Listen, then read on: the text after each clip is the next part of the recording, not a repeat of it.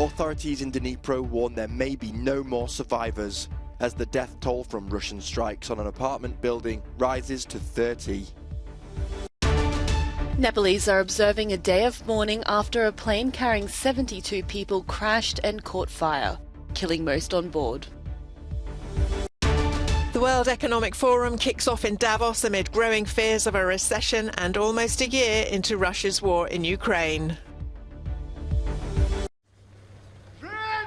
The death toll from a Russian missile strike on an apartment building in Ukraine's southeastern city of Dnipro rose to 30 on Sunday as rescue workers scrambled to reach those buried in the rubble. The city's mayor has warned there may be no more survivors among the 44 people reported missing. Exactly 1 day has passed and my mother has not been found yet, explained this man. 5 floors collapsed from above. It's very sad. Ukrainian President Volodymyr Zelensky reported that at least 73 people were wounded and 39 people had been rescued as of Sunday afternoon. In his nightly address, he condemned the complicity of Russian citizens. Your cowardly silence, your attempt to wait out what's happening, will only end with the fact that one day these same terrorists will come for you, he said. Evil is very sensitive to cowardice. Evil will always remember those who fear it or try to bargain with it. And when it comes for you, there will be no one to protect you. Kiev, Kharkiv and Odessa were also hit on Saturday in attacks which Moscow said were targeted at Ukraine's military and energy infrastructure. The Director General of the International Atomic Energy Agency, Rafael Grossi, is expected to travel to Ukraine this week to establish a continuous presence of safety experts at all the country's nuclear power facilities in a bid to protect a nuclear accident in a war that shows no sign of easing up.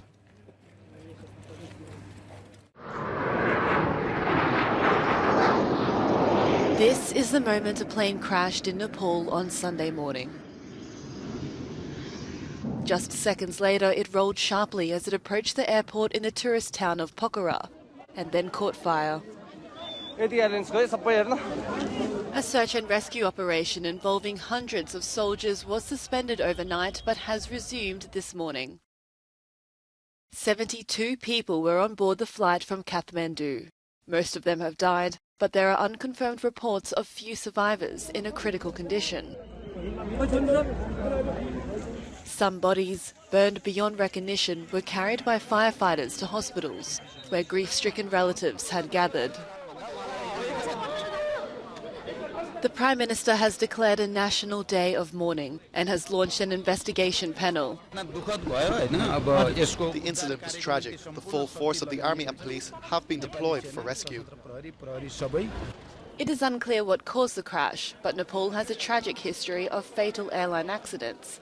The European Union has banned all Nepali carriers from its airspace over safety concerns. Davos 2023 opens its doors to the global elite almost 1 year after Russia's invasion of Ukraine began and amid growing fears of a recession. This year's World Economic Forum is themed Cooperation in a Fragmented World. So much is at stake. We really need to find solutions on the wars and conflicts.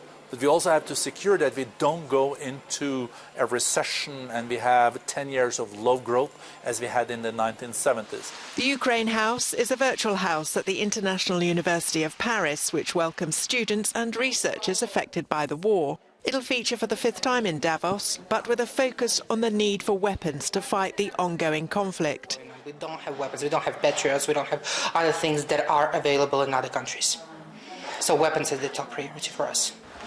A new report by the international NGO Oxfam calls for large food corporations to pay more in taxes as a way to narrow the widening gap between the rich and poor. Oxfam says wealthy companies are using the war as an excuse to pass on even bigger price hikes. The richest 1% grabbed 2/3 of all new wealth since 2020. So that's double, almost double what 99% of humanity had in terms of new wealth during that time.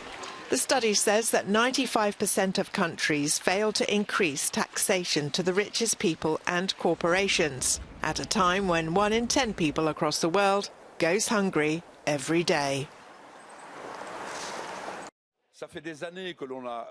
Belgian socialist MEP Mark Tarabella, a suspect in the European Parliament's Qatargate corruption scandal, failed to declare a working trip he made to Qatar in 2020, his lawyer said on Sunday. Tarabella has not been charged in connection with the inquiry, but he is close to Pier Antonio Panzeri, an Italian former MEP from whose house €600,000 in cash was seized as part of the inquiry. President Roberta Metsola is due to unveil proposals to crack down on corruption within the parliament later today. Belgian police conducted a string of raids in December on the addresses of MEPs, former MEPs and lobbyists.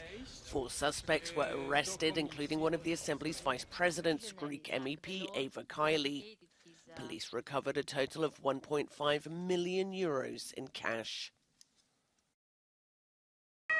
Italy's most wanted mafia boss, Sicilian Matteo Messina Denaro, has been arrested in Palermo, Sicily. The 60-year-old had been on the run for 30 years. Deputy Prime Minister Matteo Salvini made the announcement on Monday morning, saying the arrest was made in a health facility where Denaro had undergone treatment. He was sentenced in absentia to life imprisonment for murder, but the only known photo of him dates back to the early 1990s. For many years, hundreds of police officers and carabinieri have been involved in the hunt for Italy's most notorious fugitive.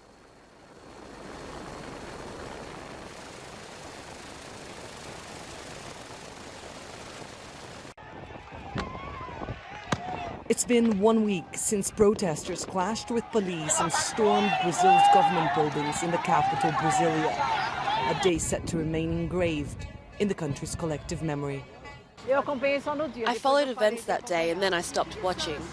It was revolting, outrageous. I felt sick that night, to be honest, and decided to stop watching the news. I thought it was absurd, a lack of respect. It was a lack of everything, of democracy. I had never seen such a thing. My reaction was astonishment, some shock. For me, it was a collective delusion because people were led to do something absurd, thinking they were acting the right way, fighting for an ideal. It was a crime and it must be punished. Once investigated, who allowed it, who financed it, and find the real culprits. Several investigations are ongoing into who was behind the protests, which on January 8 called for President Luiz Inácio Lula da Silva to be ousted and for the army to take over.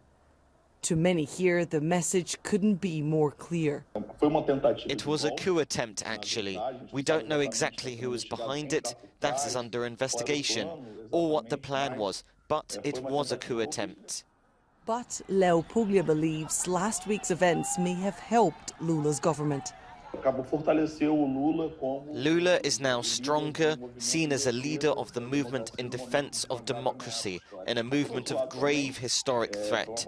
But on the other hand, it was a very serious event that shows the resilience of the radical fringes of Bolsonarism, how far they can go. There is a significant part of the population that is disconnected from reality and is radicalized.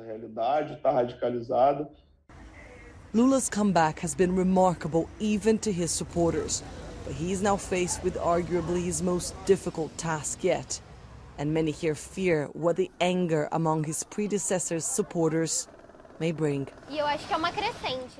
I think it's a growing thing. I don't think it's diminishing. I think it's growing. One single person managed to implant in the head of millions of people a discourse of hatred so big that discourse is becoming even more violent. And that's what we're watching now. Democracy that we speak so often about disappeared last Sunday. Annalise Borges in Sao Paulo, Brazil, for Euronews.